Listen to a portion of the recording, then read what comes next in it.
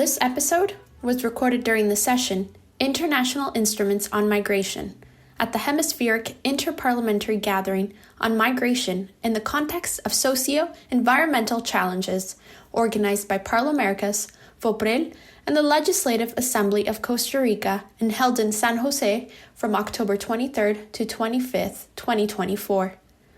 Listen to Lindsay Jenkins, Senior Advisor for Migration at the U.S. Department of State, discuss the key pillars of the Los Angeles Declaration on Migration and Protection. She explains how this framework is driving collaborative efforts across the Americas and Caribbean to address this hemisphere's migration challenges and opportunities. Ms. Jenkins also explains the collaborative approach underpinning the declaration, emphasizing the importance and role of various stakeholders in finding innovative solutions and actions to fulfill its objectives. She highlights examples of initiatives undertaken by endorsing countries to promote safer and more humane migration governance. Thank you again. I look forward to talking to you about the Declaration of Los Angeles. The United States has been working on this through this framework alongside partners throughout the Americas for now just over 2 years. And we really see this as a critical framework for driving innovative collaborative action to meet the moment that we are facing on migration and displacement in our hemisphere. So first of all, I'm sure you've heard today a lot about the situation of migration and displacement in the Western Hemisphere, but I wanted to start with a bit of a scene setter. Going back to June of 2022, really, we were then and we are now really seeing historic levels and historic dynamics of human mobility in the Western Hemisphere. We've seen, over 100, this is, part of a global trend where we're seeing globally over 100 million people displaced. And we can say that about 1 in 5 now is displaced here in the Americas. We also are seeing migrants and refugees from all over the world with hemisphere-wide routes from north to south, from south to north. But also really seeing a lot of extracontinental movement, people coming into the Americas from other countries around the world as the world faces levels of conflict, of insecurity, of the increasing impacts of climate change. All of these are really driving people on the move, and we're really experiencing that in our hemisphere. Additionally, the Darien has been named one of the most dangerous routes in the entire world, with over 500,000 people crossing in 2023. So really in this moment, we can say that just as in June 2022, as now, it's really a reality in this region that all of our countries are impacted by whether we are by migration and displacement, whether we are countries of origin, transit, destination, or return. We are all impacted by this phenomenon. And really addressing these movements requires comprehensive and collaborative approach. No one country can do this alone, I think is a mantra you'll hear from me today. And again, in order to meet this moment, we want to recognize that not only are there challenges that we face, but there are a lot of opportunities present in human mobility as well. The Los Angeles Declaration on Migration and Protection really was a reaction to these historic levels and to an understanding that we are all facing this together. So on the margins of the 2022 Summit of the Americas, President Biden brought together then 20 other countries to endorse the Los Angeles Declaration on Migration and Protection that really sets out a framework for comprehensive collaborative approach to the work that we have to do to meet this moment. We now have, with the addition of Suriname, earlier this year, we now have 22 countries from across the hemisphere who are working together. And really, we can say that this is the first truly hemispheric approach to this, to migration and protection that has existed in this hemisphere. The work of the LA Declaration is really framed out across 4 thematic pillars. The first is providing stability and assistance for communities. That's communities in countries of origin, transit, destination, and return. Really here, we are looking to help stabilize people as soon as possible and being able to ensure the conditions that allow migrants, refugees, and their communities to really thrive in the context of human mobility.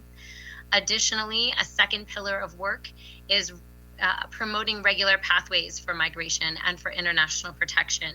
Here, we are looking to, at the same time as we are working to integrate and provide opportunities and provide stability for people on the move in their communities, also looking to expanding regular pathways, lawful pathways for migration as a meaningful alternative to irregular migration and to the smugglers and traffickers who we know in this region so much disrupt the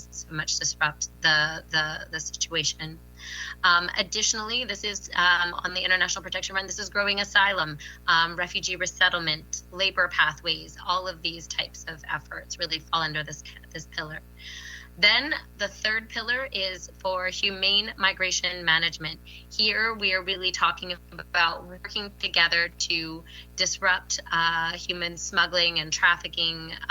We are looking at enforcing our immigration laws in a way and our borders in a way that is humane and respectful of our international obligations, and really looking then at those who do not have a lawful right to stay. How can we effectuate returns and reintegration in a way that is sustainable and provide stability for both communities and countries? Finally, the fourth pillar of this effort is looking at coordinated emergency response, and really how do we as a region work together better in the context of refugee migration emergencies that may emerge and in critical moments. So really, the Los Angeles Declaration, again, came from this moment of that we are all impacted and no one country can do this alone, that we all must work together across these 4 pillars of action, and that all of those pillars require our meaningful action to provide and promote safe, orderly, humane, and regular migration in the region and access to international protection. Now, how are we implementing the declaration? This might be the least interesting part of my presentation, but important to understand. So the declaration itself is really a political document. It is a document that frames out a commitment that we have made and frames out principles. We know that we knew that we needed to put this document into action, and really so that it drives innovative actions across all of our countries. So first of all, I'll tell you a little bit about the structures that we have in place for implementing. First, as of earlier this year, we now have an official rotating country chair. For the last 2 years, the United States had the informal responsibility of really trying to drive and organize the work that we were doing under the declaration.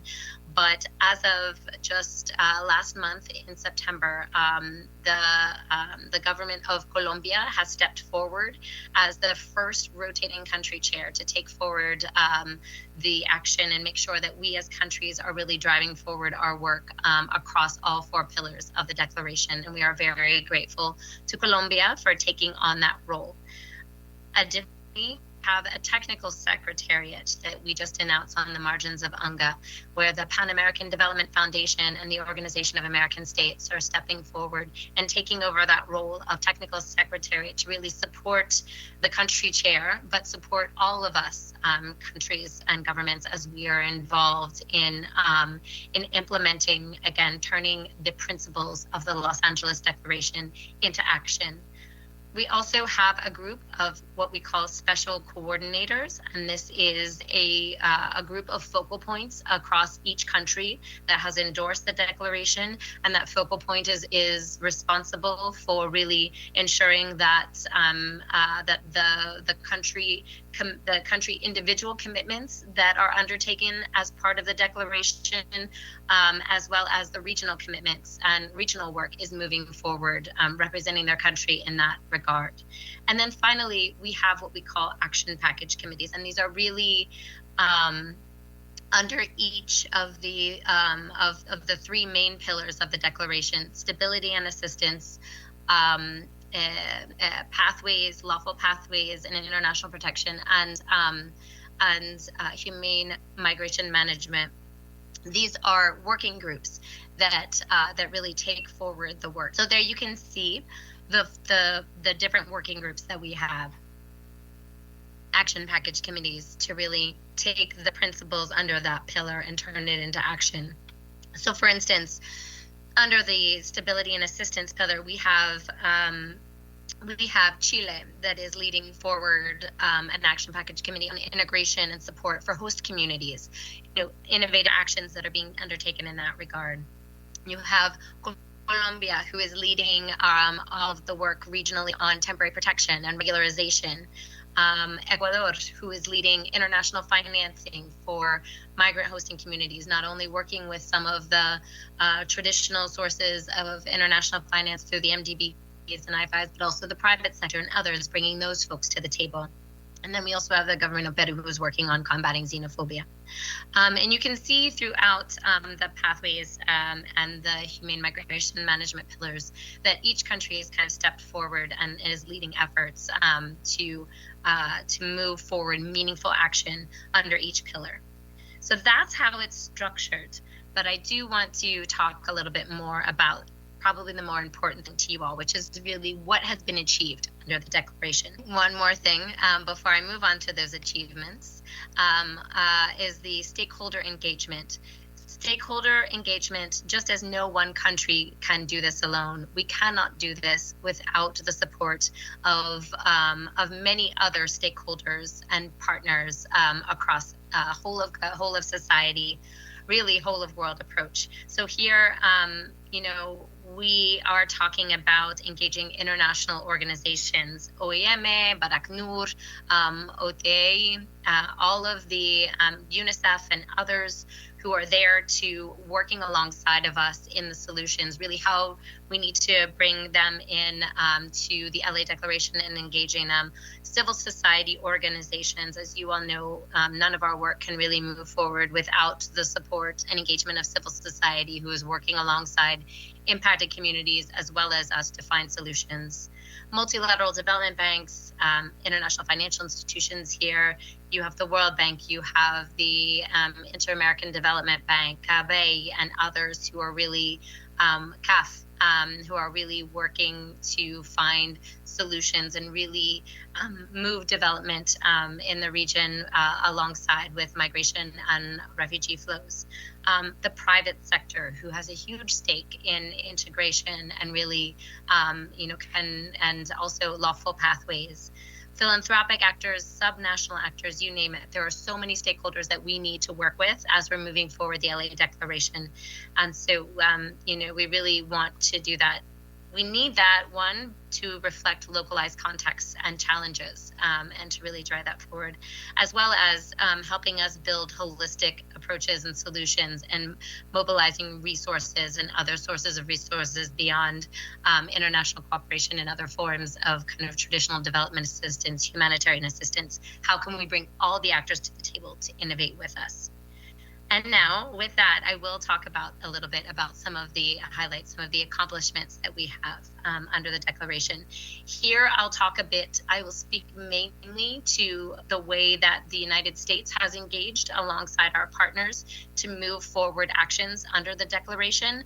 And these are just some examples. I will say that many other countries across the 22 countries total who are a part of this Los Angeles Declaration effort have undertaken meaningful actions nationally as well to move things forward. So here, let me highlight a few. First, under the stability and assistance pillar, of course, the United States, we have given in 2024 alone $1.2 billion of humanitarian development, economic, and security assistance across Latin America and the Caribbean. This is a reflection of our commitment to really that pillar one, providing a stability and assistance, and to addressing also some of the root causes that lead people to be on the move in the first place. Additionally, we've seen regularizations plans from countries across the region to provide lawful status to millions of people on the move. And here I can say that since the beginning of the declaration in 2022, we have seen more than half of the countries who are engaged in the declaration provide that regularization that is a really key element to unlocking both rights protections for individuals, but also for some of the other efforts of economic growth and development that lawful status can lead to. And additionally, efforts to mobilize the private sector in support of migrants, refugees, and host communities, really bringing in other actors. And I think Ecuador has been really leading in this effort under their Action Package Committee. Then under the Lawful Pathways and International Protection piece, you have all probably heard the United States just announced that in fiscal year 2024, we were able to hit a record of refugee resettlement globally of 100,000 refugees resettled to the United States as part of our effort to reopen a critical protection pathway to the United States. That's 100,000 globally. Of those, 23 came from Latin America and the Caribbean. So it's the largest number we've ever seen resettled as refugees to the United States in this region. In the history of the U.S. refugee resettlement program. Additionally, we've opened safe mobility offices in partnership with Guatemala, Costa Rica, Colombia, and Ecuador. These are ways in which, as we expand our efforts to offer lawful pathways, and other countries like Canada and Spain and other partners are also putting on offer a number of lawful pathways. Those safe mobility offices make those pathways more accessible to people so that they don't have to make those dangerous journeys and instead can understand what is available to them. Those offices also can make referrals for integration in the country where people are applying as well. And that's a very critical piece. So it's both a pathway as well as an integration effort. We've also launched our Labor Neighbors initiative, which seeks to build safe, orderly, and dignified lawful labor pathways within the region. So not only to the United States, but what kind of efforts can we help build up circular migration in the region that's respectful of rights as well as the needs that many of our countries have for labor. Finally, under humane migration management, the United States has helped to mobilize resources to increase investigations, arrests, and prosecutions of human smuggling and trafficking networks. This has been a critical effort that we have undertaken in partnership with many of your countries that you represent, and that's very critical that as a region we approach to disrupt this criminal activity. Additionally, we have worked with partners across the region for strategic use of entry and transit visas and passenger vetting so as to disrupt international human smuggling channels that would be bringing people into our region strictly for the purposes of facilitating irregular migration. And we are very lucky to have worked very closely with many partners on this. And then finally, enhancing biometric sharing capacities throughout the region so that all of our countries can better understand who is coming in, and we can help control some of those criminal actors and combat some of those who might be coming into our region to do harm. So working together to disrupt those activities. So those are just some of the examples how the United States has been working through the lens of the Los Angeles Declaration with many of your countries and driving forward meaningful, innovative actions in just the last 2 years. And finally, I will say that's examples of what we have done. There are many more examples and great practices across the region. Each one of the countries that is engaged in the Los Angeles Declaration brings so much in terms of good examples of how we are responding to the moment of human mobility that we have. I would like to direct you all to the Los Angeles Declaration website, which we have partnered with our dear colleagues at IOM to put forth. That is a huge resource of information. This includes information about the declaration itself, what is being achieved, captures good practices, and also has a great data portal that our colleagues over at IOM are really building out for us. So I very strongly encourage you to learn more about the declaration through that website. And I also just want to say in the end, as I mentioned at the outset, you all are critical partners and pieces of our puzzle as we all make the best of the situation that we are coming in. There are a range of different factors. Human mobility is a reality in our region. It is one in which provides, again, not only challenges, but many opportunities for our countries. And we look forward to working together with all of the countries under all the endorsing countries of the Los Angeles Declaration to provide better response together. And thank you very much for this opportunity to present.